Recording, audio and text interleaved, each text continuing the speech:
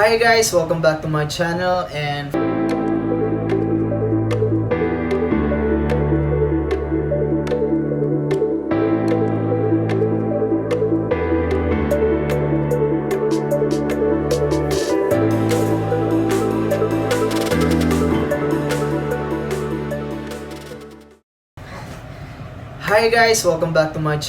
and for today's video, gagawa ako ng safety alarm sa emergency generator.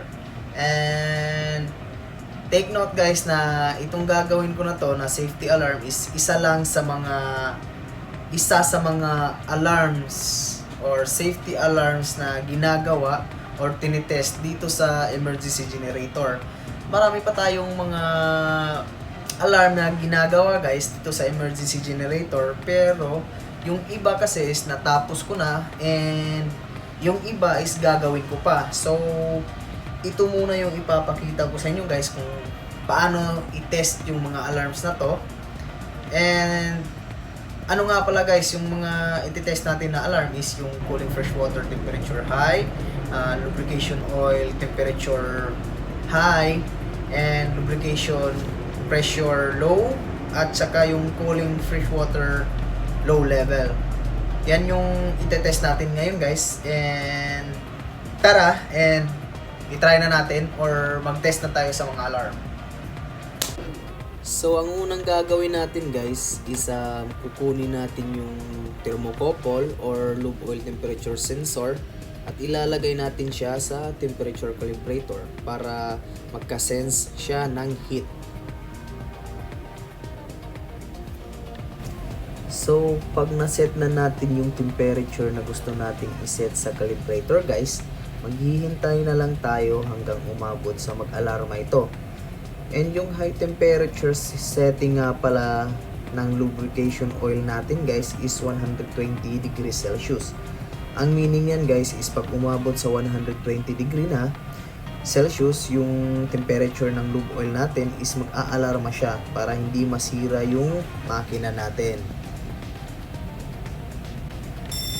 At pag nag-alarma na ito guys, kukunin na natin yung sensor sa calibrator at hayaang mag-cool down. At pag hindi na ito mainit, saka natin ibalik sa dating posisyon niya.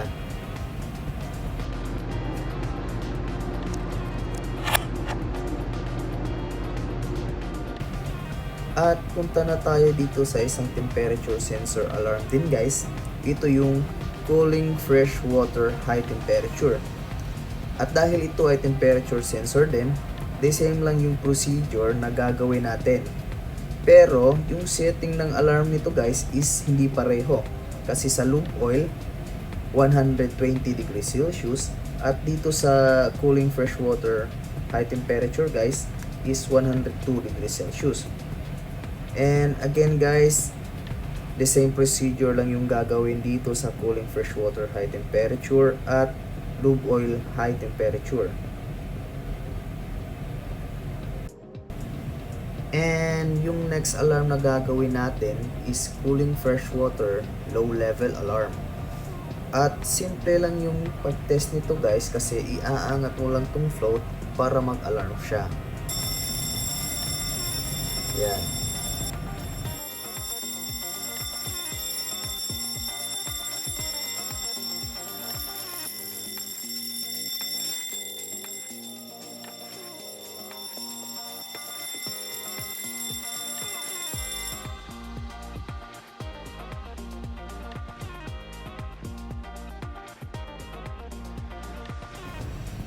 At pag na-reset na natin yung alarm guys, proceed na tayo sa next alarm na gagawin natin. At yung alarm na gagawin natin guys is lube oil low pressure alarm na kailangan natin paandarin ang makina para mag-activate or mag-alarma ito. At yung unang gagawin natin guys, pag umandar na yung makina, is i-close natin yung valve na papunta sa lube oil pressure sensor. At pagkatapos guys, luluwagan natin tong bolt na to para ma-release yung hangin na nasa linyada. At hintayin na mag-drop yung pressure hanggang 1 bar at makikita nyo dyan na mag-aalarma na ito.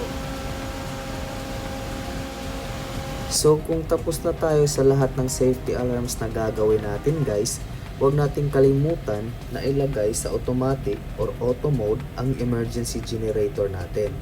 Para pagkahalimbawa nagka-blackout or may power interruption na mangyayari sa main generator natin, mag-auto start yung emergency generator natin. At guys, ito yung mga additional na safety devices na hindi ko nasama. At ang unang device guys na hindi ko nasama is magnetic pickup sensor. Sensor to para malaman ang takbo or RPM ng makina. At ito rin yung magbibigay ng overspeed alarm.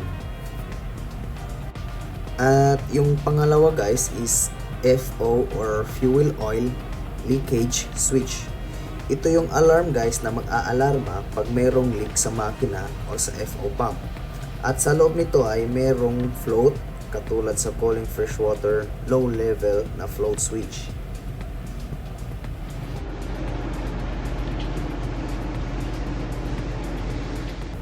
At yung pangatlo guys is FO heater.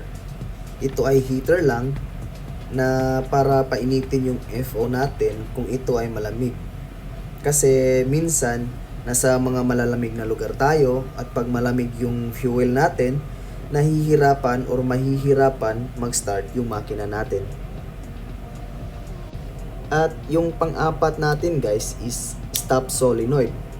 Ito ay solenoid na pag i-press mo yung stop button sa monitor natin, mag-a-activate yung solenoid at gagalaw yung lever na connected sa FO pump ng makina. At pag halimbawa guys, hindi ito gumana kasi nasira yung solenoid, meron tayong manual lever, yung kulay pula.